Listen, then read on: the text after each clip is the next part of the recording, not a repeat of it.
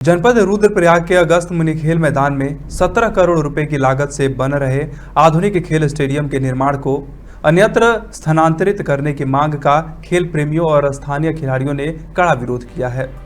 खिलाड़ियों ने इसे विकास विरोधी मानसिकता करार देते हुए कहा कि यह क्षेत्र की खेल प्रतिभाओं के भविष्य के साथ खिलवाड़ है।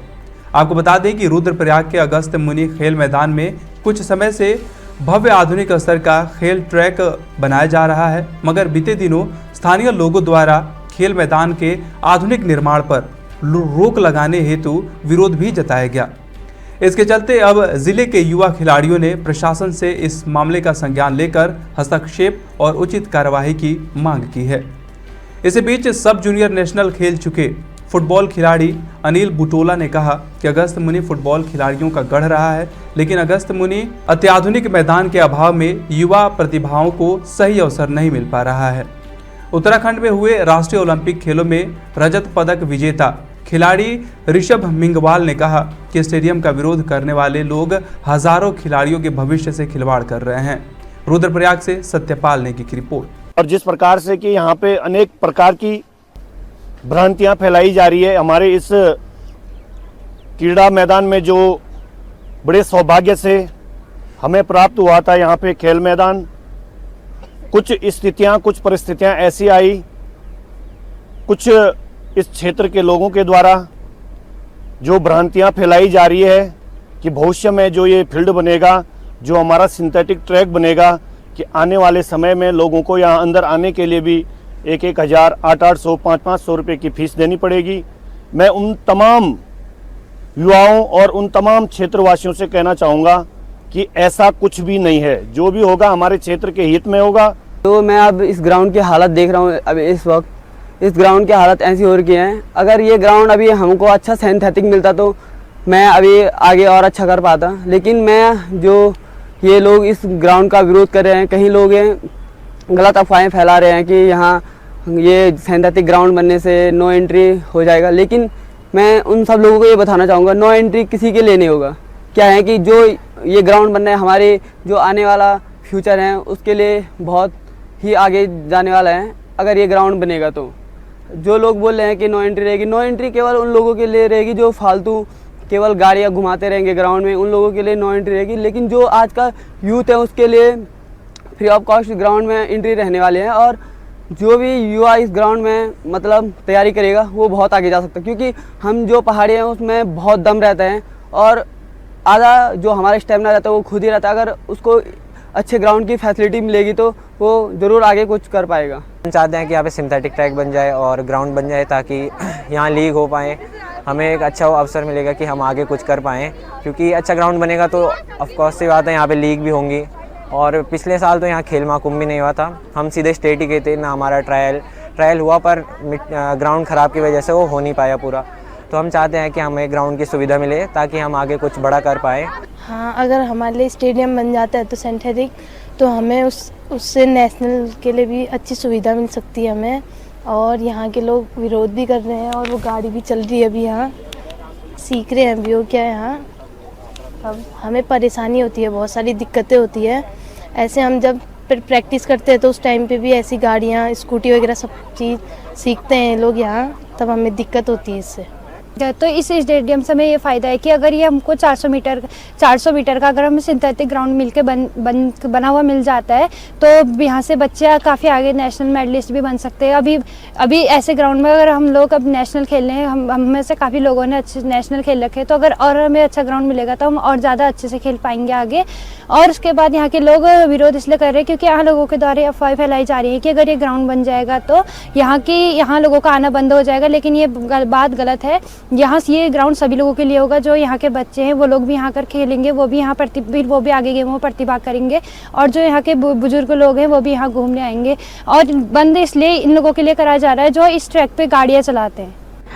जो ये 400 मीटर का सिंथेटिक ग्राउंड बन रहा है उससे ना केवल लाभ हमें होगा, बल्कि इस पूरे रुद्रप्रयाग डिस्ट्रिक्ट के जितने भी युवा हैं उन सभी को होगा।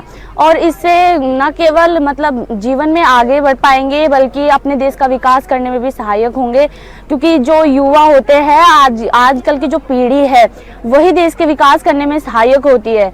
और यहाँ से जो बच्चे खेलेंगे कूदेंगे वो अब आगे जाकर नाम रोशन करेंगे अपने देश का। और जो लोगों का विरोध है वो गलत है, अपनी मतलब जो आस्था है, जो मान्यता है, उनको एक साइड रखकर अगर हम देश के विकास के बारे में सोचे तो अच्छा होगा और बेहतर होगा और देश का विकास भी होगा।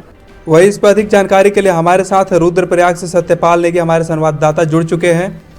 सत्यपाल, जैसा कि जनपद रुद्रप्रयाग के अगस्त मुनि में खेल मैदान में बन रहे आधुनिक खेल स्टेडियम को लेकर विवाद बढ़ता जा रहा है। जी नितेश, मैं आपको बता दूं कि जनपद के अगस्त मुनि में एक खेल मैदान है जहां पे सरकार द्वारा इसको एक भव्य स्टेडियम के रूप में विकसित किया जा रहा है, जिसमें 17 करोड़ की लागत से 400 मीटर सिंथेटिक ट्रैक बनना है और जिसमें राष्ट्रीय स्तर के फुटबॉल और बास्केटबॉल ग्राउंड भी तैयार होने। तो इसको लेकर पिछले 1 साल से इसका निर्माण कार्य शुरू हुआ था, लेकिन अचानक बीच में अभी कुछ दिनों पहले स्थानीय लोगों ने इसका विरोध करना शुरू कर दिया। हालांकि ये बड़ा सवाल है कि आप 1 साल के बाद विरोध कर रहे हैं, जब कार्य शुरू हो रहा था उस दौरान विरोध नहीं किया गया। जी बिल्कुल। ये खेल भावना के साथ जिस प्रकार से अब युवा भी खुल के सामने आने लगे हैं कि हम पहाड़ों में जहां सरकार पलायन को रोकने और खेल प्रतिभाओं को आगे लाने के लिए इस तरीके के भव्य स्टेडियम का निर्माण कर रही, तो कुछ लोगों ने इसे धार्मिक आस्था के नाम पे इसके काम को रुकवाने के लिए विरोध शुरू कर दिया है।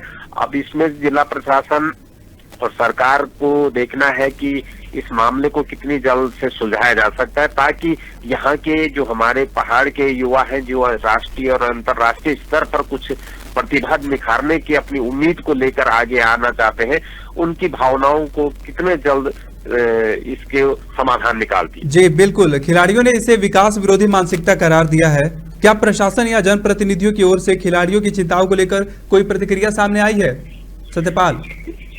ये अभी इस तरीके से कोई भी खुल के तो नहीं बोल पा रहे हैं, लेकिन जिन जिन लोगों से हमने प्रतिक्रिया लेने की कोशिश की है वो लोगों का ये मानना है कि कुछ लोग कर रहे हैं, क्यों कर रहे हैं ये हमारी समझ में नहीं आ रहा। लेकिन होता क्या है कि अमूमन एक माहौल बनाया जाता है, उस माहौल के पीछे भीड़ एकदम भाग जाती है, लेकिन उसका जो आने वाले भविष्य में इसका क्या फायदा होगा, क्या कुछ इससे फायदे मिलेंगे, उसके पीछे किसी की नजर नहीं जाती है और सीधा सीधा लोग एकदम इसको रोकने का काम फिलहाल शुरू करवाया है।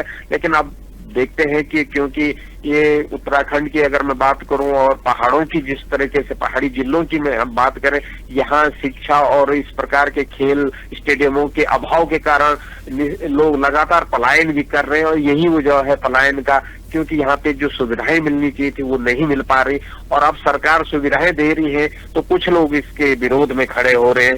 ये कहीं समझ से परे है, लेकिन देखते हैं कि आगे क्या रिजल्ट निकल के आता है।